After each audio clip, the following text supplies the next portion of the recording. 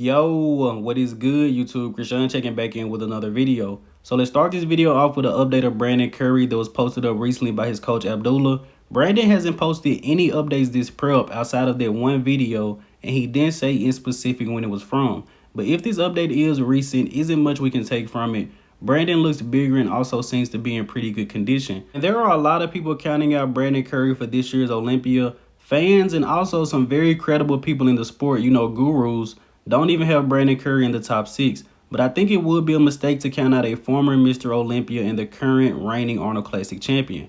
And in the next update of the day, we have recent updates from Nick Walker.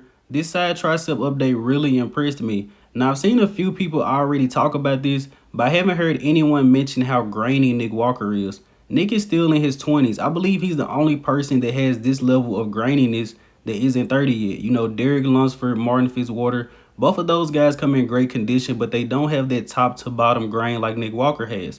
And also, I believe Nick Walker was only about 245 pounds at last year's Olympia. He's currently sitting at the high 270s. So it's a possibility Nick Walker comes in 20 pounds bigger with good condition. And switching over to Hunter Labrada, this is a recent update from him. And I like how Hunter started hitting the traditional ab shot. I think it looks a little bit better than the variation he was hitting to the side. But I do think Hunter Labrada still needs more ab separation.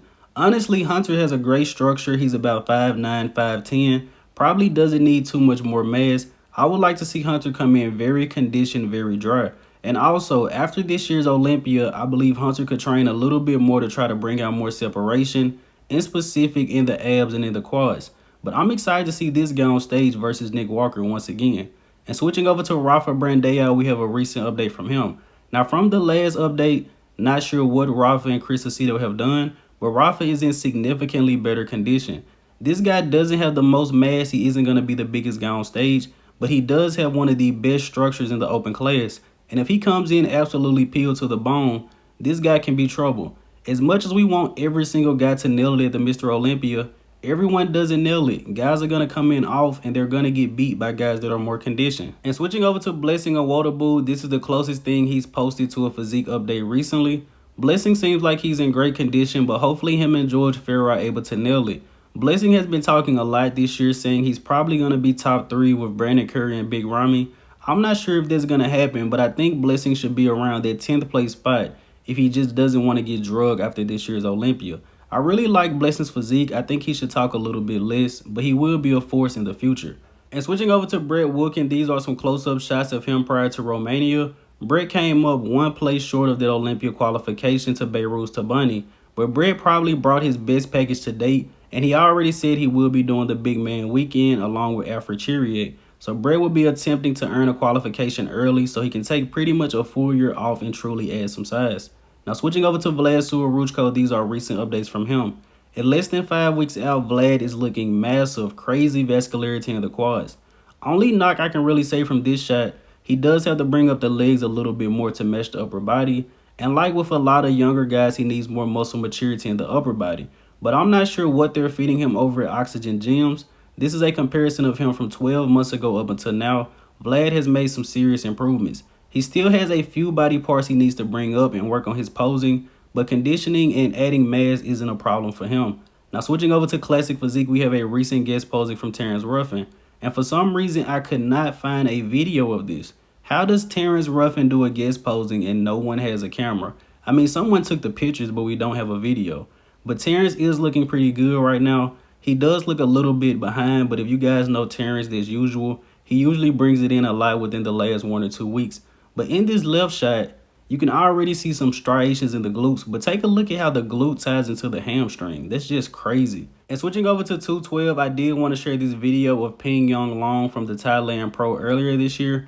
I think a lot of people are either forgetting about him or really counting this guy out. I believe he will be a serious threat at this year's 212 Olympia.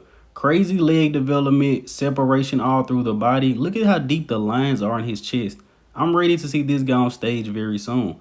Now, switching over to Kamal Elgargni, this is a recent update from him. And the first thing that jumped out to me in this update were the delts of Kamal Elgargni. Is it just me, or has Kamal always had this roundness? I don't think I've seen this before. And somehow at 51 years old, Kamal is still improving. And I think we may see the best version of him at this year's Olympia. But once again, Kamal did say this will be his last year competing unless he decides to hop into a Masters Olympia. But who knows, Kamal still looks great. And also in 212 news, Shaun Clarida finally announced he will be returning to the 212 division. Now, I don't think anyone saw him doing the open class, at least I never did. Shaun Clarida is great and he did win an open show. But Shaun Clarida beat Regan Grimes, who placed 15th at last year's Olympia. So I'm not really sure how he would stack up against, Nick Walker, Hunter Labrada, even Ian Valier or King Williams. But it is a safe bet that Shaun Clarida will probably win this year's 212 title. But at the least, he will for sure be in that top 3 versus open. He could find himself out of the top 10. Now, switching over to Keone Pearson, we have more updates from him. Keone is looking full-blown at 4.5 weeks out. Man, so excited to see this guy. I really hope he finally nails it. Keone is known as probably the most genetically gifted athlete we have competing across all divisions today. And if this guy nails it 100%, I think it will be a very special moment.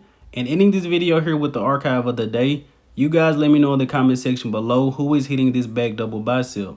Needs a little bit more striations or separation in the glutes, but back and hamstrings are wild. As always, I hope you guys did indeed enjoy this video. If you haven't done so already, be sure to like the video and subscribe to the channel. I'm Krishan from Go Fitness, and that's it. I'm out.